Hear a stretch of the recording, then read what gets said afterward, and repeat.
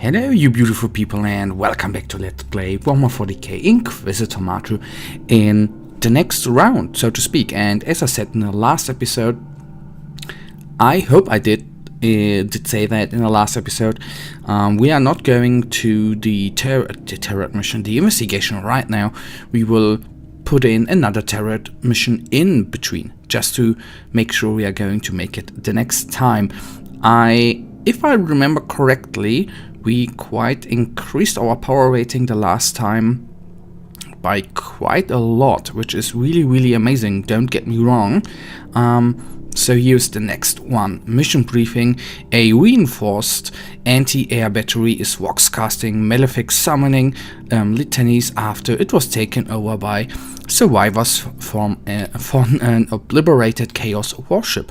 To wipe out the infected site, the bunker's air defenses must be brought down first. Orders: terminate all anti-air units. The rest shall be dealt with by orbital ordnance.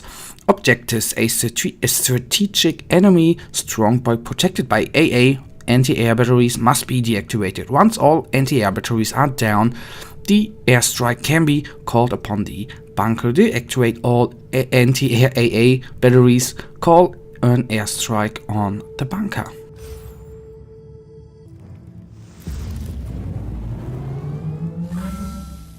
We have a tough nut to crack.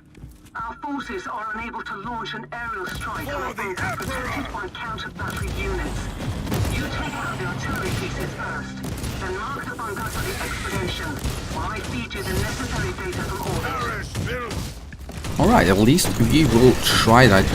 I actually have a good feeling here, as we have noticed in the last turret mission we did in the last episode, that the turret mission, at least they seem to... No, Undying D2, I don't want to die. They seem to be a little bit easier, coming from the guy who actually nearly died here, as the campaign missions. So the fun fact is that I wanna do some turret missions to increase the power rating, of course, and then in the end finish off the campaign. So the plan, I hope we can do that quickly. I think there's going to be another turret mission in between before we go on with the campaign, just in case you know. The next one is probably going to be the same, just in case, just saying. Alright, let the health regeneration catch up.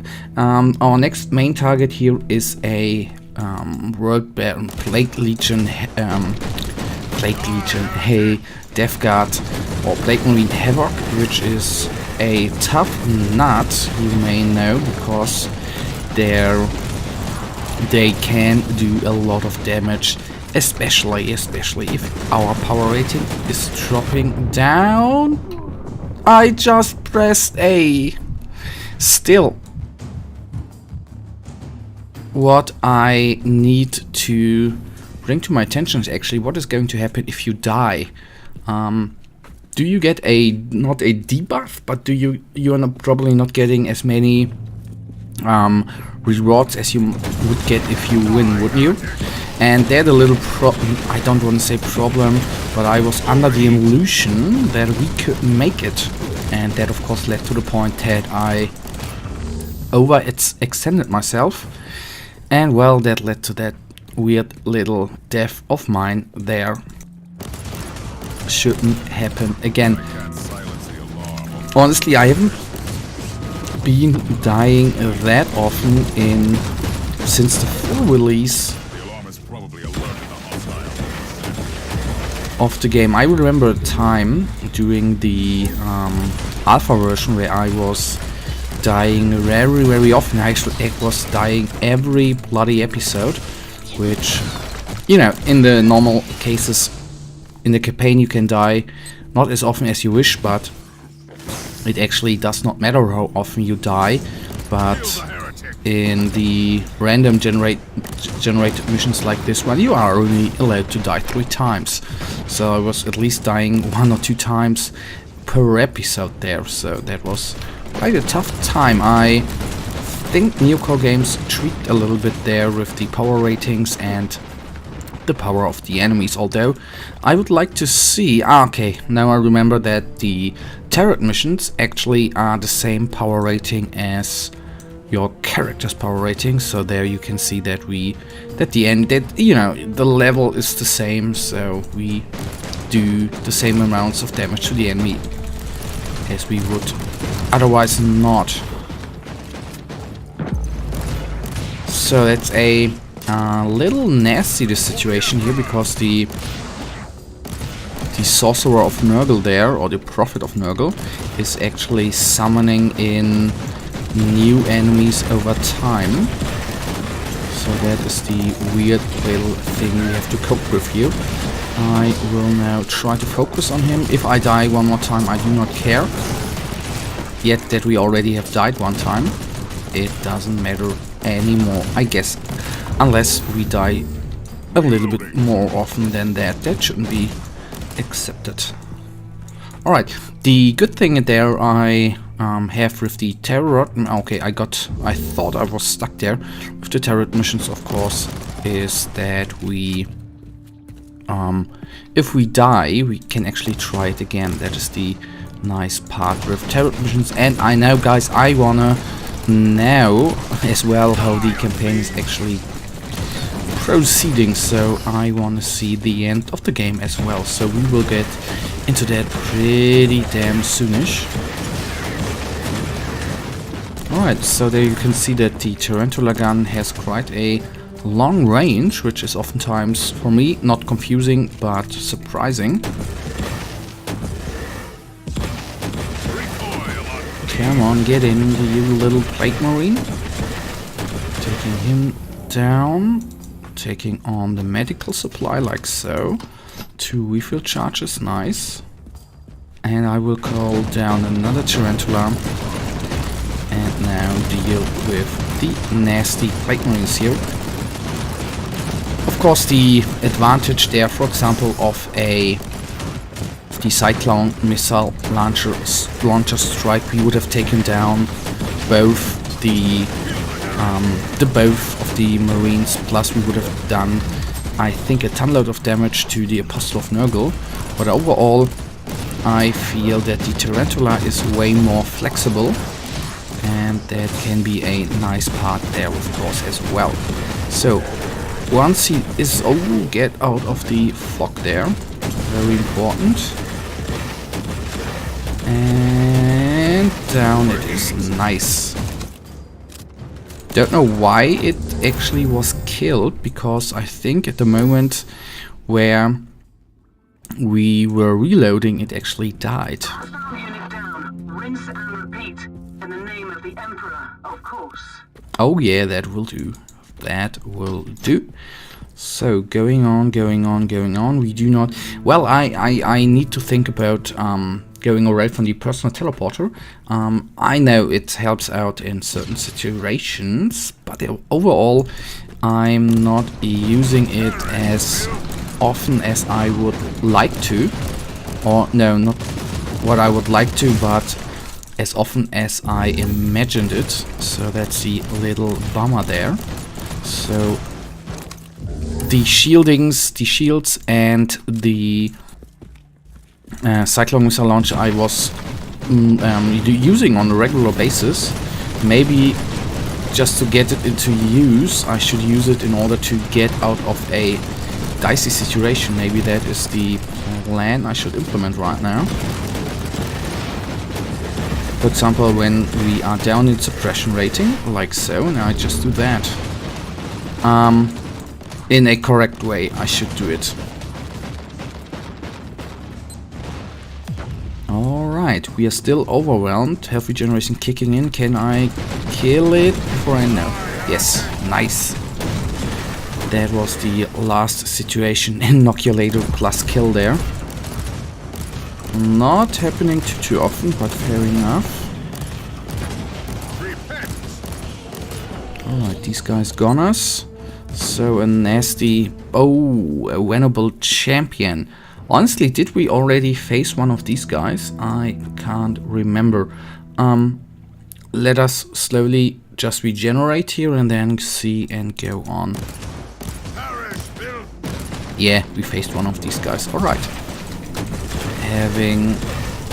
Oh my god, that is insane. I think we could die here, and the latest we would have died here once we would have... Oh my god, and he even has bloody health regeneration, man.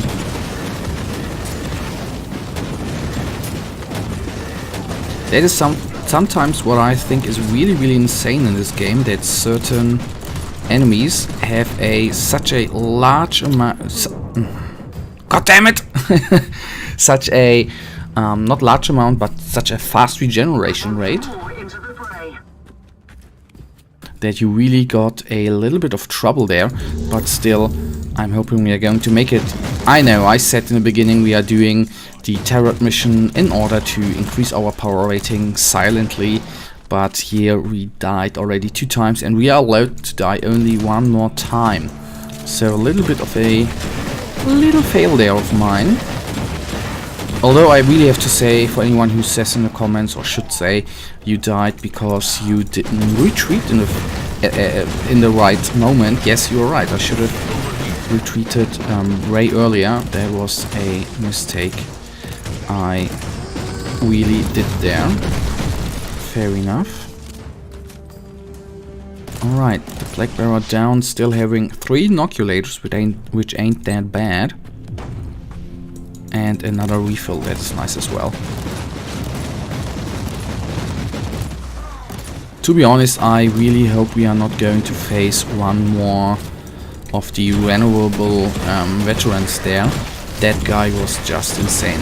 Not only was it, for me, not the sheer amount of damage he did, which he really dealt to us, but that he was actually regenerating his HP in such a fast way, which was really incredible. I don't know whether he was just buffed, you know, the Reborn War Master is having a buff which lets him regenerate his HP as quickly as well as the Venerable Veteran did there. Well, I do not know whether that was, of course, the same spell. Plague Bearer down, so we still have a Havoc there and 2 Havocs. Alright. Let's wait a second, and down there just 2 normal Plague Marines, a bad combination here. And they even got over 2000 hit points. Alright. Taking that. But at least the good thing with these guys is that they are not regenerating their HP. That is the nice part with these guys. There, for one time, actually use the teleporter there to our advantage. Maybe what we should do more often is to use the range of... No, as you can see, we with our bolter against a bolter and a grenade launcher, of course, do not have more range than the traitor marines. And if we could kill him off, then that would be a huge advantage. Nice. So now that actually got makeable. The really good part there is that there are not too many Nurgle Marines. What I've noticed that all the Nurgle, not champions, but all the, or nearly all Nurgle units in this game actually have health regeneration, which is, I think, of course, background-wise, completely correct. The Papa Nurgle, for example, or the Greater Demon of Nurgle has, or at least in one edition had, regeneration. So that is quite acceptable for me. So at 3000 we are going to attack, or nearly at 3000 right now. Calling down another Tarantula, just in case. We do not have anything like inoculators. Why? No! Get out of there! Oh, good lord, that was nearly too sharp, man. At least 2 new inoculators, up to nearly 1000 HP again, and now taking him down. Whew, that was not unpredicted, but that was hard to do. Alright, mortar taken. Hostile unit down. rinse and repeat. In the name of the Emperor, of course. Of course. Alright, so it is now good. One anti-air station is remaining. We have 2 inoculators left. We can't die anymore. Then the turret mission here is gone. Not gone, but done. That is the really bad part. The only good thing here is that I'm thinking we are going to, or we are able to make it. If we kill a couple of these guys off, then that would give us a little bit of edge. So now retreating before we get too much damage dealt to us and die in a bad way. Okay, taking another inoculator. There I again made a little mistake. I shouldn't have. I was going after the cover, which I shouldn't have done there. And why is that? That is really a thing I do not like in this game. That the tarantula is oftentimes taking so long to fight the enemy, because it is just turning its head around so slow. I think that really should be different. Of course, I know there's one thing I did in the normal game as well, that I was walking not around the tarantula. Was it the tarantula's sentry gun where I was walking around and not getting shot at? That is just a feature I do not really like, to be honest. So he's down. There you can see you can even use the teleport there very offensively, which is really nice.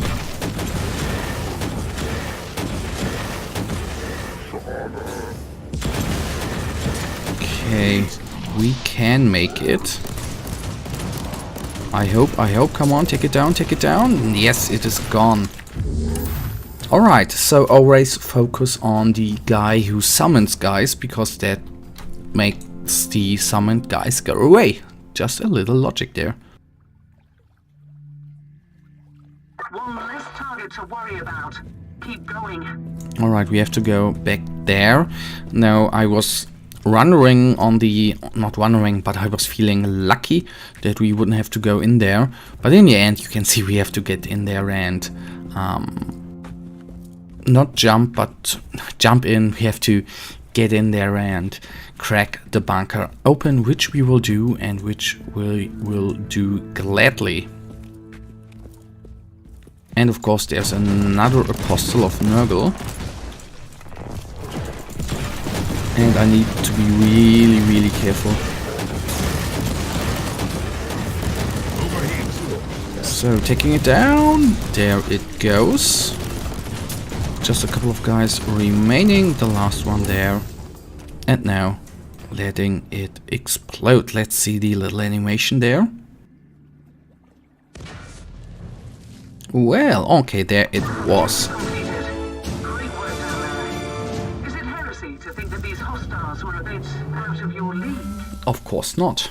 So let's see what kind of equipment we received here.